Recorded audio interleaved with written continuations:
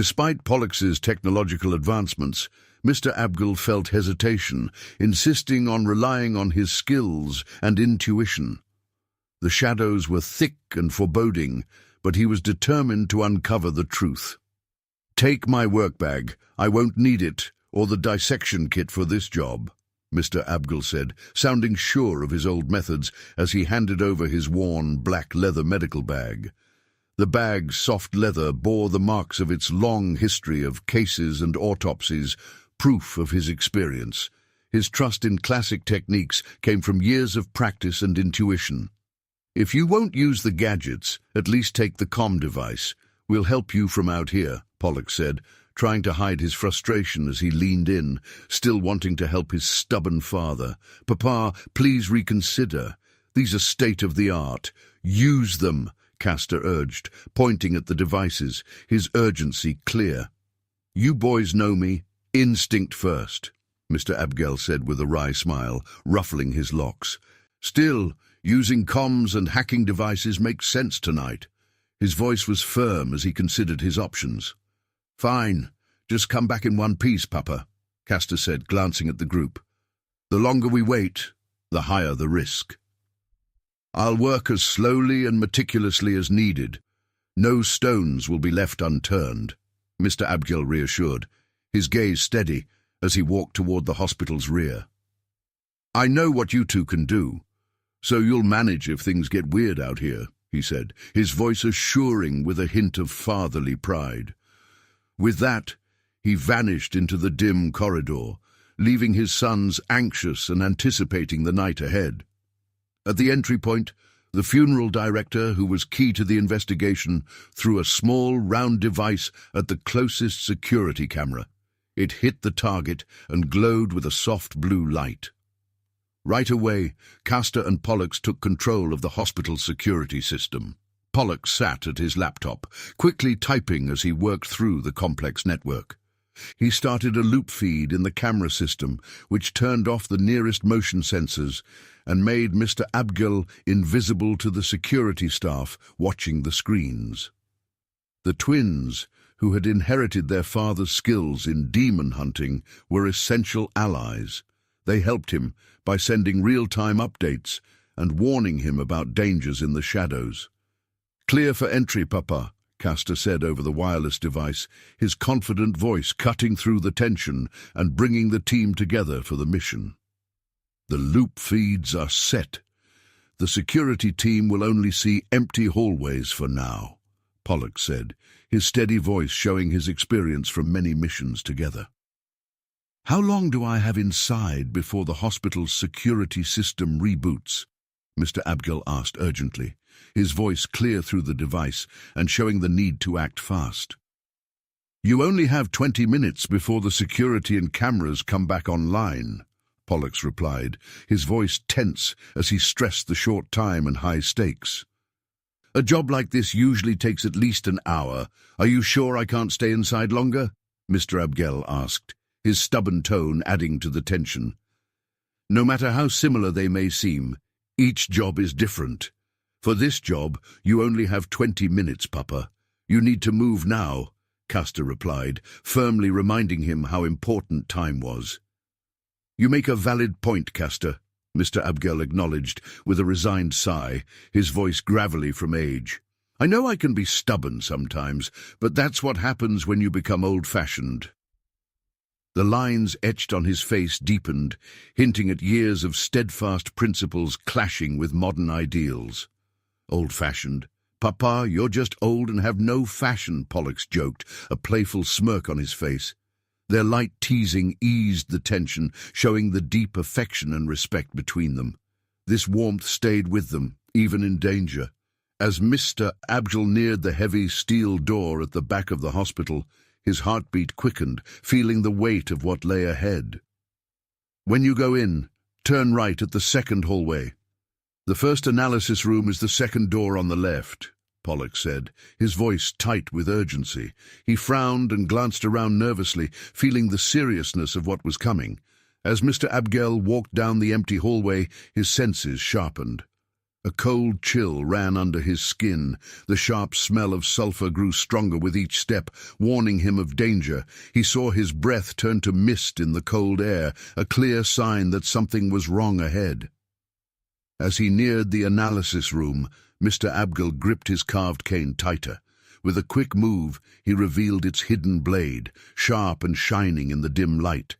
He heard growls and the sound of tearing flesh from inside the room, each noise making his fear grow.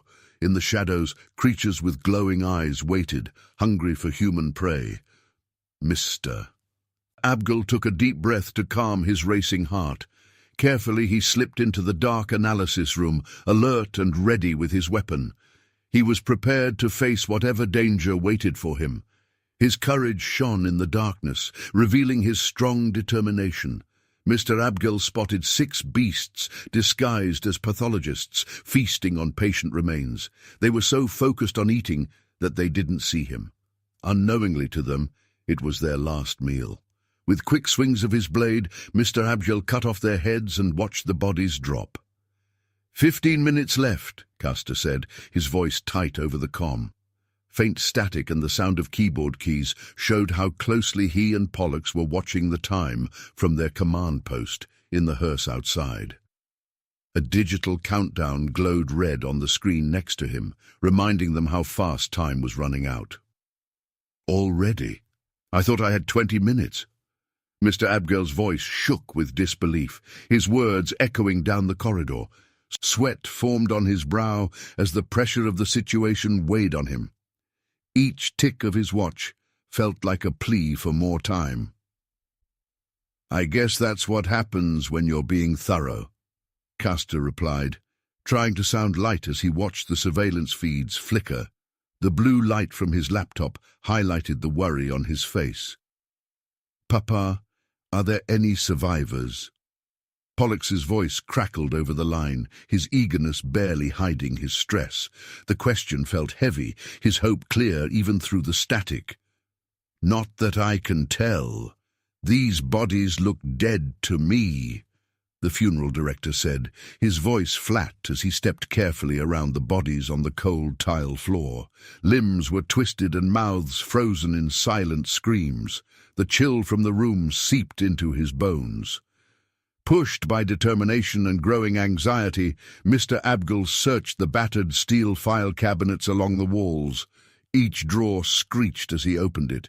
He flipped through folders, some water-stained and others marked with strange medical codes. Every page seemed like a possible clue, but all he found were dead ends and blacked-out names. Frustration built up inside him. He slowed his breathing, checked his watch, and saw the minute hand moving toward midnight, reminding him that time to find Atasaya was running out. He entered the second analysis room, a cramped and musty space filled with the scent of old paper, rust, and metal. Shadows covered the battered filing cabinets and lab benches. His footsteps echoed off the dirty tiles and faded linoleum. Along one wall, rows of freezer compartments stood quietly, their motors humming with a low, uneasy sound that suggested hidden secrets. Suddenly, a loud sneeze came from one of the 8 freezer compartments at the far end of the room. The sound echoed off the walls, breaking the silence. Mr. Abgel's heart raced, and he gripped his blade tighter, alert for danger. The hairs on his arms stood up, and his muscles tensed. The tension in the room grew even stronger. On high alert, Mr. Abgel moved carefully, holding his blade ready. The steel caught the dim light as he crept toward the freezer units. He took slow, quiet steps, feeling the anticipation build. Every sound seemed louder. He swallowed hard, wondering what might be inside. A victim, a monster, or something else. He steadied his breath and gripped the worn hilt of his blade. Quickly, he opened the first freezer door. Cold air hit his face, stinging his skin and fogging his glasses. The compartment was empty, its metal walls covered in frost. He closed it fast, heart pounding, and moved to the next one, repeating the process. Open, check, close. Each time he found nothing, and the tension kept growing. By the seventh compartment, his hands shook and sweat covered his palms inside the latex gloves. Each empty freezer made his dread worse, filling him with fear about what might come next. He pushed himself forward, jaw tight, and prepared for the last freezer, the one where the sneeze had come from.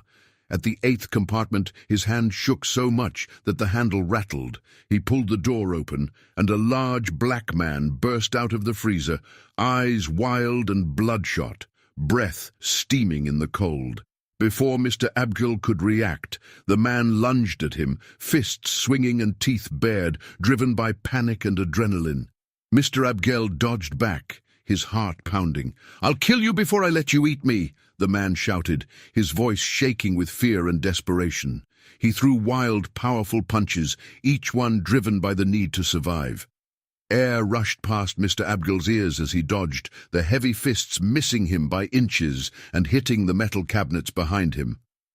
"Calm down! I am not one of those things," Mr. Abgel shouted, his voice cutting through the chaos. He quickly put his blade away and moved into a defensive stance. His training showed in every pivot and sidestep as he dodged the man's desperate attacks. The flash of steel disappeared as he put the weapon away, showing he meant no harm.